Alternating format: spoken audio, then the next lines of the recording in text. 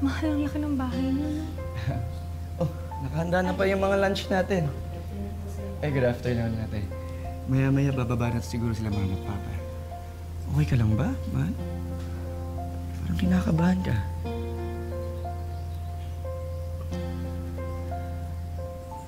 Man, huwag kang mag-alala.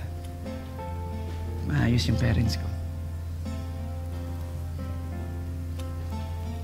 Ah, ma, pa. Si Lilian po. Hello po, Tito. Hello po, Tita. Lilian po. Bakit? Parang iba yung itsura mo sa pictures, tsaka sa personal. No. Mabuti pa, kumain muna tayo. Upo muna kayo. Sige na. Sige na.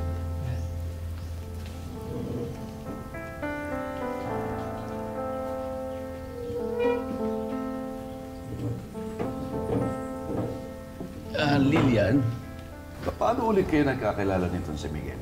Nagkakilala po kami sa isang jewelry shop sa Ongpin. Regular customer ko po siya doon. Ako rin. Mahilig sa gold. Obvious ba? So, may jewelry shop ka pala. Tita, hindi po ako yung may-ari ng jewelry shop. Tindera lang po ako doon.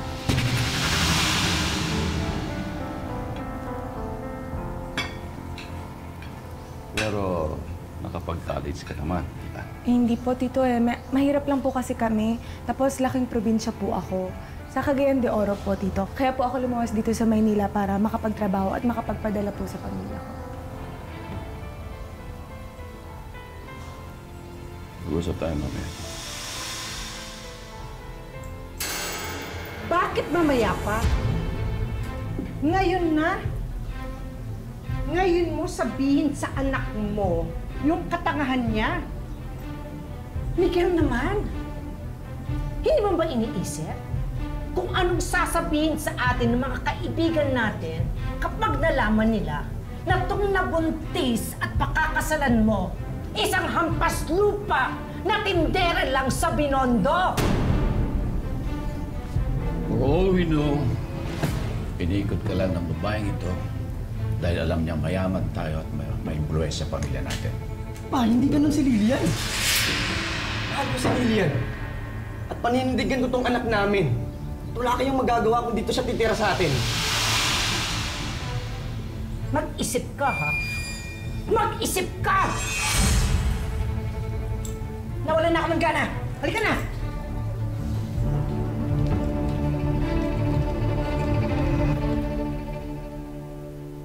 Mahal, sandali. Mahal, sandali.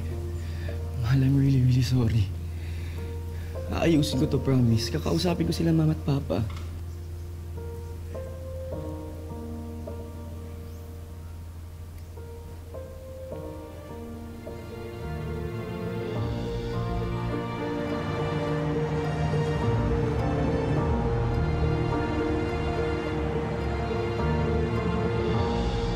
Ang gwapo-gwapo talaga ng apo ko. Kamukhang-kamukha mo talaga ang papa mo. Salamat na lang at hindi ka nagmana. Sa nanay mo, ano pa Inday! Inday! Dalhin mo na sa taas ng apo ko, ha? Opo. Ang gwapo, no?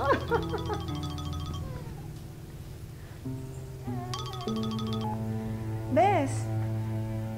Ha? Nandito ka na? Diyos ko, ang dugit-dugit ko pa man din ngayon. Naglilinis kasi ako ng bahay. O sige, basta pumasok ka na lang ha. Hintayin na lang kita dito. Okay, sige. Okay. Kaya hindi ka matapos-tapos sa ginagawa mo eh. Kung ano-ano inaatupag mo. Tita! Tita! Ang tanga-tanga mo! Ang tanga-tanga mo! Hindi mo sinabi na kasaktan! Tita! Tama! Tanga na! Tanga! Bakit po parang kasalanan ko? Nakita niyo naman po na nagmamap ako, di ba? Nakita niyo rin po na basa yung sahig. Nagpipiloso pa ka pa, ha? Sumasagot ka pa! Ito yung bagay sa'yo! Yan! Bakit ka yan ang bagay sa'yo? Ano ginagawa niyo? Bakit niyo sinasakta si Lilian? At sino ka, ha? Bakit ka nakikialam dito? Kaibigan po ako ni Lilian. At alam ko po lahat ng ginagawa niyong pangapi sa kanya. Isa ka pang tonto! Sama kayo! Huwag kang makikialam dito, ha? Ginawa niyo na nga siyang kasambahay, hindi pa kayo nakontento. Sinasaktan niyo pa! Miguel, itong si Lilia, itong kaibigan niya, pinagtutulungan ako! Tama ba yung ginagawa ng nanay mo, ha? Binuhusan niya na pinagbabaran ng map? Sinungaling ka! Sinungaling! Miguel, halika na! Halika na! Punta tayo sa anak mo! Halika na!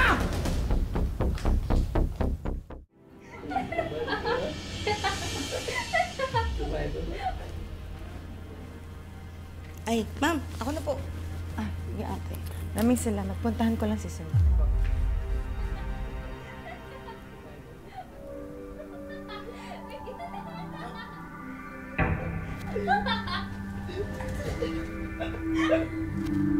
Pare, ayaw pa.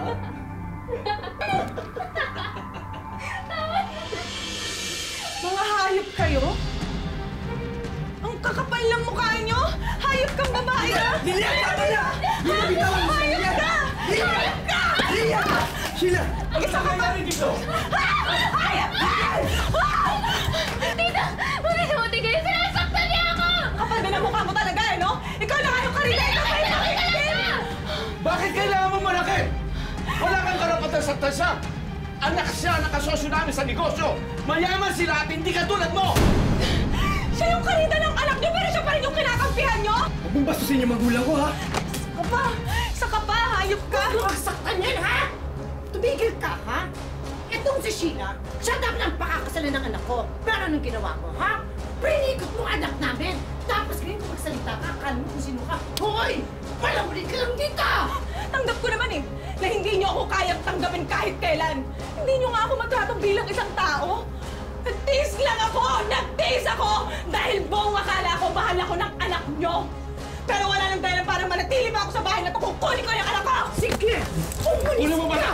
Umalis ka! Pero hindi mo kasama ang apo ko, ha? Umalis ka! Sa akin ang anak ko! Hindi sa iyo ang anak ko! Akin na! Galon! Galon! Tumigil ka! Tumigil ka! Galon! Galon! Galon! Galon!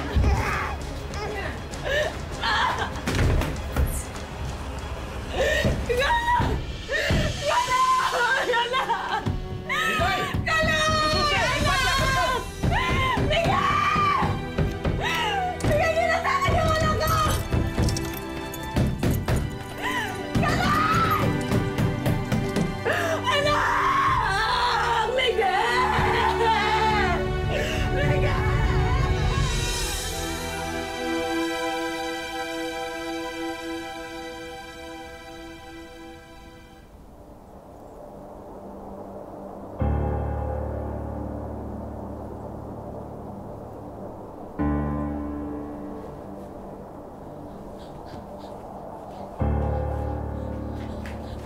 Miguel! Miguel! Maawa ka sa akin, Miguel! Yung anak ko, Miguel! Balik mo sa akin yung anak ko!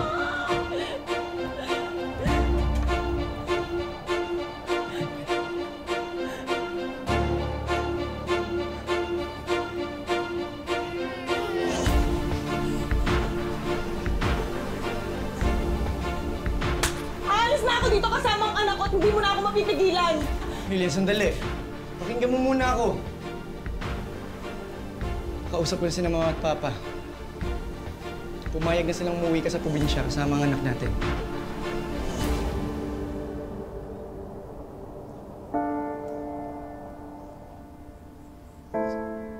Ako na maghatid sa inyo sa airport. Eto. Ticket niyo.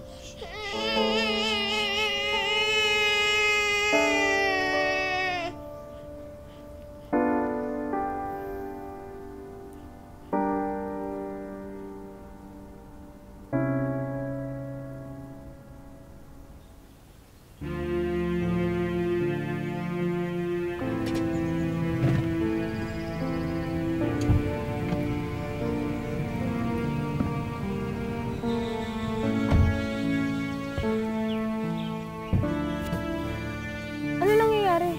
Hindi ko nga rin alam eh. Bigla na lang tumirik yung yung kotse. Ha? Nasaan tayo? Akala ko mapupunta tayo sa airport. Kailangan natin humingi ng tulong dito. Ako na ikakarga kay baby kasi kanina mo pang tinakarga yan para makapagpahinga ka. Ano gagawin natin dito? Hingi tayo ng tulong dito, tara. Ayan, sa kanila. Excuse me po, manghilang po sana kami ng tulong sa sasakyan. Sama niyo na po yung babae niyan. Sige, pasok mo na yan. Pasok niyo na yan. Miguel, ano to? Ayun ka! Ano to? Oh, binawan niyo po ako! Sandali lang po! Inaan niyo ako ng anak ko! Miguel! Si Kaloy! Miguel! Miguel! Ano ba to, Miguel? Ano to? Wala mo ba doktor na pwedeng tumingin sa akin dito? Para mapatunayan na wala po akong sakit sa utang. At tingnan niyo nga po yung ginawa niyo sa akin pagtapos yung kalad ka rin dito. Miguel, please, maawa ka na sa akin, Miguel. Ano namang kalokohan to, ha? Bakit niyo ba ginagawa sa akin to? Wala kang kakayahang magpalaki ng bata dahil baliw ka. Kaya dito ka nababagay. Totoo yun, Dok. Hindi totoo yun. Maniwala po kayo sa akin. Dok, ipasok niyo na sila. Alam niyo na gagawin. Dok, Dok, hindi po. Maawa ka sa akin, Miguel. Kaloy, anak! Dok, hindi po totoo yun, Dok. Maawa ka po. Dok, makayap kayo! Hayop kayo!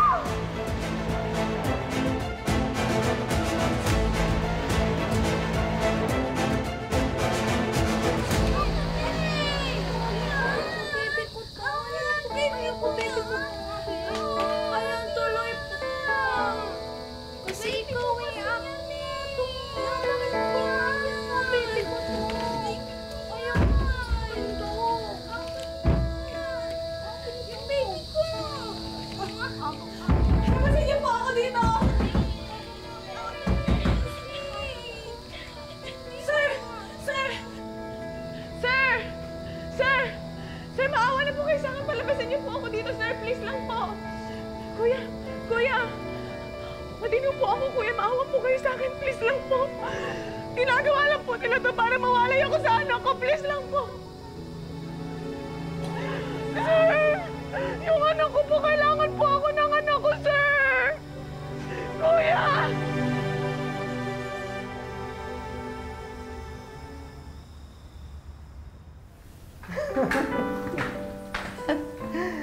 Napag-usapan niyo na bang dalawa ang kasal? Hindi pa po, tita eh. Focus muna ako sa restaurant business ko. Yan ang gusto ko sa'yo eh. Maganda na, matalino, at business-minded.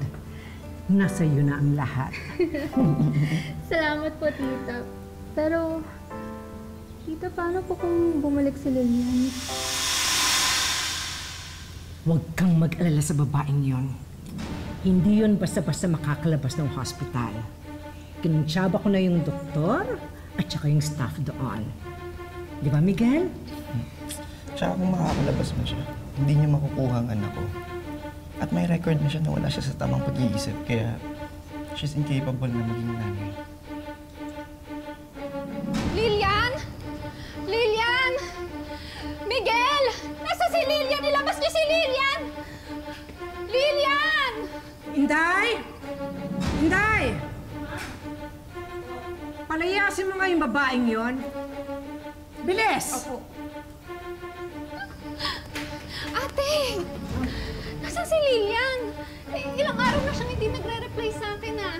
Nasaan ba yung amo mo? Kakausapin ko! Sandali lang po, ma'am. Kasi wala na po dito si Ma'am Lilian. Ano wala? Ma'am, huwag niyo na lang pong sasabihin na ako po yung nagsabi sa inyo. Kasi po, dinala na po si Ma'am Lilian sa mental hospital. Ano? Opo, tsaka narinig ko din po na pinagplanuhan nila na doon na po siya ikukulong.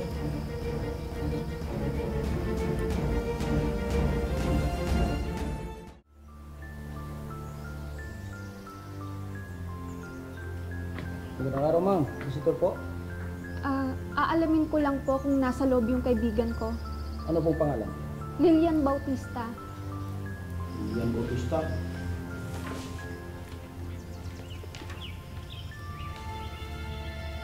Ma'am, wala pong Lilian Bautista dito na pasinti. Hindi po. May nakapagsabi po sa akin na nasa loob daw yung kaibigan ko. Ikaw, pasok ka dun. O, sumabay ka na rin. Paano mabilisan niyo dyan? Guard! May tumakas! Guard! Guard! Kuya, ano ba ito? Huwag mo nga. Anong nangyayari dito? Pasok nyo na yan. Sige na. Huwag po, please, na po kayo. Sige. Bitawan na! Sige na, pasok na yan. Ipapapulis kita! Ipapapulis kita! Bakit mo inadmit yung kaibigan ko sa loob? Eh, wala akong sakit sa utak ko ah! Sige na, pasok nyo na yan. Sige, dedemanda ko kayo! Subukan niyo ipasok! Ipapapulis ko kayo!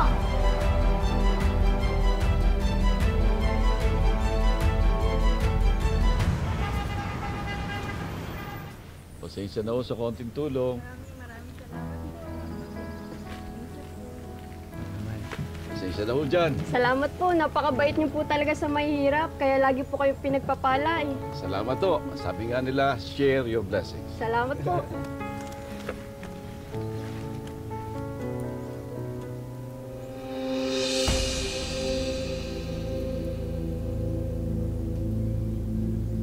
Lilian, ano ginagawa mo dito? Hindi ako manggugula basta ibalik niyo lang sa akin yung anak ko. Hinday, iakit mo yung bata. Saan niyo dadalhin yung anak ko? Kaloy, anak! Lilian, mahiya ka naman! Alam mo sa sarili mo na hindi mo kayang alagaan yung bata. Hampas lupang tindera ka lang.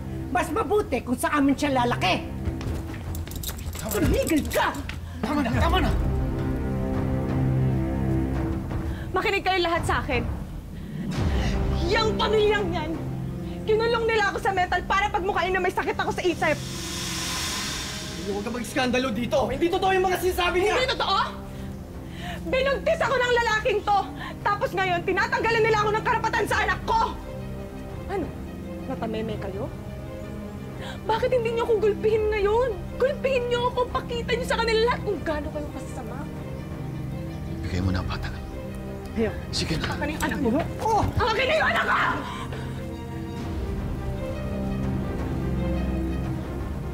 Kung inaakala niyo papalampasin ko lahat ng ginawa niyo sa akin, pues nagkakamali kayo.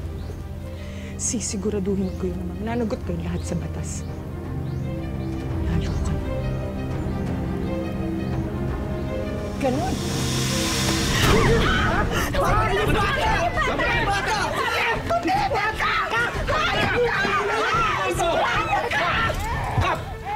Takpin mo yung babae niya!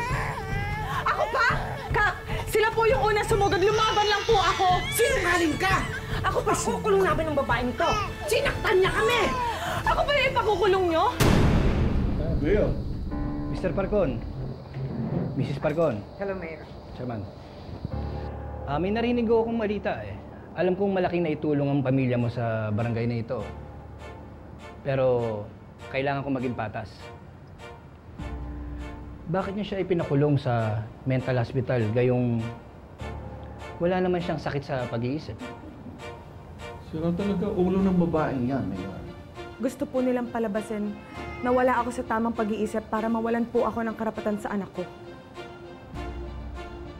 Tama naman ang pinaglalaban niya. Sa nanay dapat lumaki ang bata 7 taong gulang pababa kung maghihiwalay ang mga ito.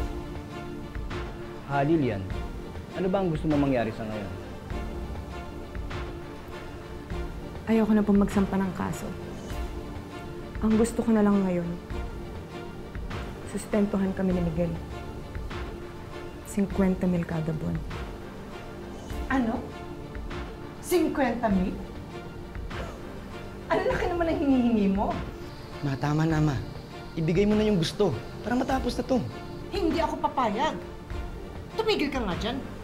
Kasalanan mo to eh. Tandaan niyo, hindi pang lilimos yung ginawa ko. Obligasyon yun sa anak ko.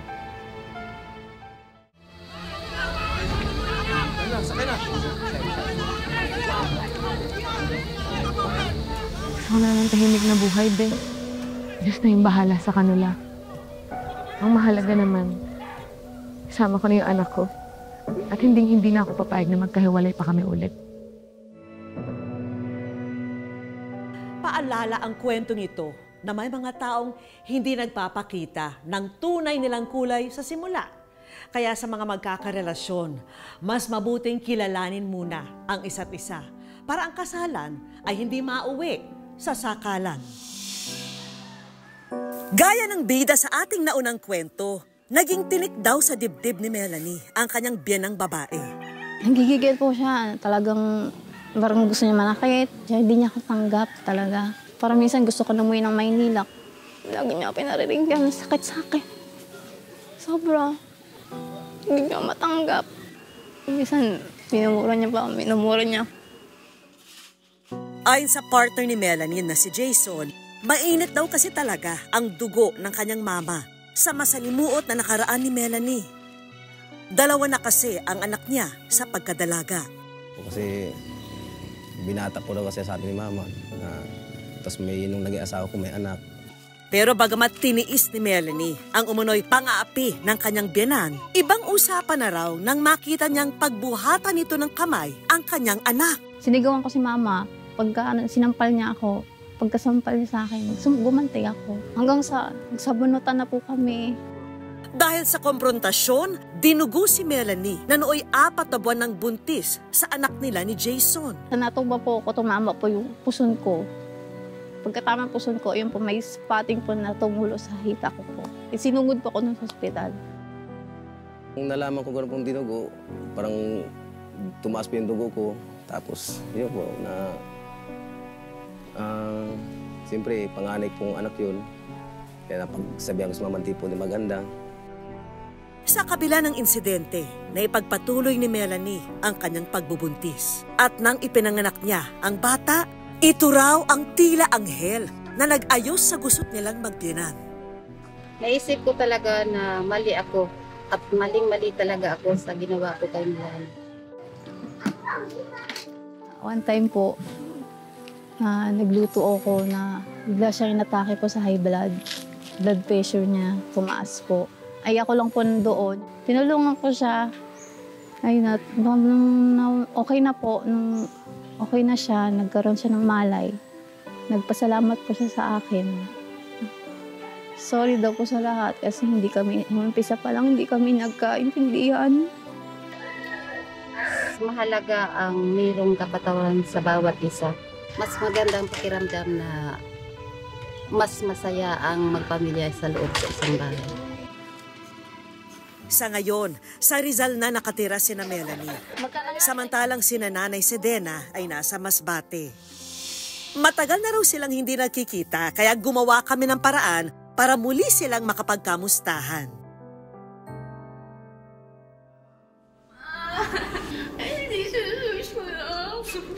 Lawa, kamusta? Miss ko na rin kayo. Yung mga nangyari, ma, kalimutan na natin, ma. Sa ayos na lang natin yung ating pagsasamahan para sa ikabubuti nating lahat. Salamat, ma. Thank you po. Dadarasal po naman po lagi kayo. Kayo din, ma. Pagdadarasal ko din kayo, ma. Bye-bye, ingat ka palagi dyan. Ingat kayo lagi dyan. Bye-bye, mahal na mahal ko kayo. Bye-bye. Umpisa pa lamang yan ang aming mga sorpresa.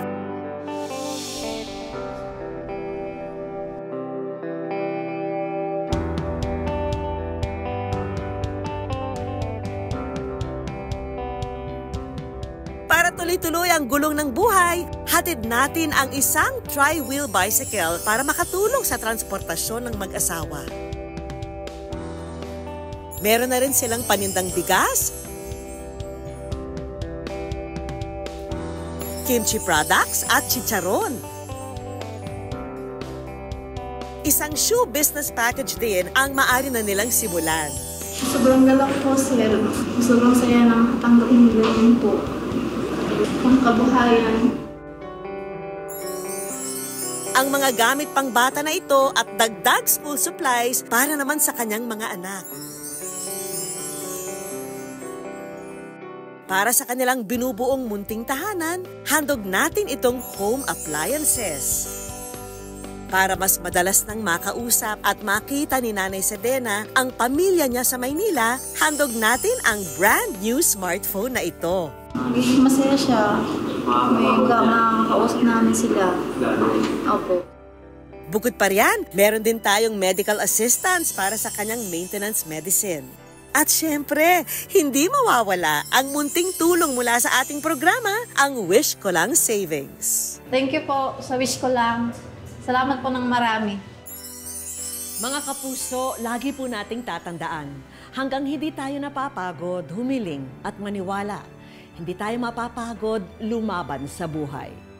Para sa ibang mga kwentong itinampok ng Wish Ko Lang, i-follow lang ang Facebook page ng Wish Ko Lang at GMA Public Affairs. Mag-subscribe na rin po sa GMA Public Affairs YouTube channel. Ako po si Vicky Morales at ito po ang Wish Ko Lang.